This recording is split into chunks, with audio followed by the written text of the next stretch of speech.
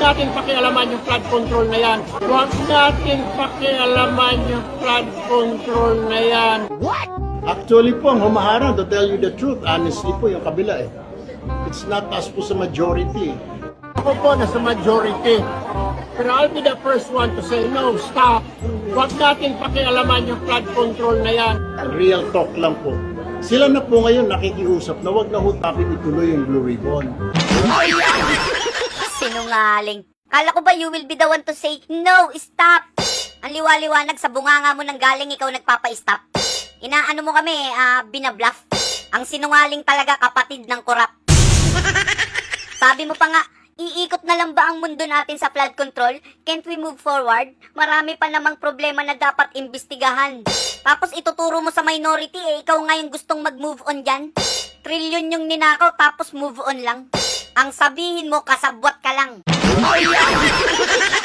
Ikaw nga nagpapa-stop tapos ipapasa mo sa iba. Kaya nga yung Blue Ribbon tinigil na. Walang Joe talaga, wala pa nga nahuhuling malaking isda, mag-move on na. Alam nyo ba kung bakit gusto nito mag-move on? Kasi yung ACT-CIS niya nakatanggap ng 7.03 billion.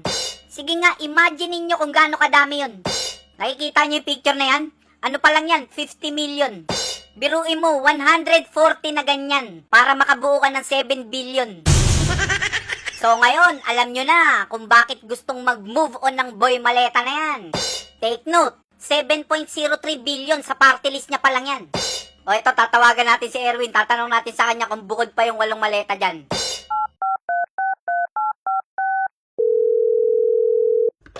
Hello Erwin. Erwin, yung 7.03 billion ba, bukod pa yung maleta dyan? Pakisagot lang, oh. Iikot na lang ba ang mundo natin sa flood controls? Can't we move forward? Marami pa namang problema na dapat imbestigahan. Ganun ba? Second question, Erwin, oh. Yung Viva Max ba, lang ya. Tinanong ko lang yung Viva Max, pinagsaan tayo ng phone, guys. Gusto mo kaming mag-move on kung kailan magtatag-ulan na? Ayan noon, nung June 21, konting ulan lang, baha na. Madali lang sa'yo magsabi ng move on, palibasa kasi yung bahay mo hindi binabaha. Paano na lang pag nagsumbong sila sa Tulfo, ang sasabihin mo, mag-move on ka na. Magsusumbong ka, move on sasabihin, nagsumbong ka pa. Pag nagsumbong ka dito kay Browner, nagtataka. Pag nagsumbong ka kay Erwin, mag-move on na. Ito naman, laging nasa barikada. Tapos yung Pangulo nasa Canada.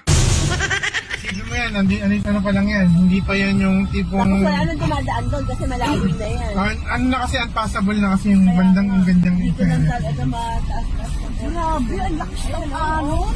Ayan, tignan mo, parang dagang. Ang lakas ng alon, grabe. San ba yan? Sa Balintawak QC? Grabe bang bahagagi. Nagtataka pa ba kayo bakit naging malaking swimming pool yung city? Dahil sa korupsyon nga ni. Paano tanang pondo sa Quezon City gihatag sa anak ni Rafi?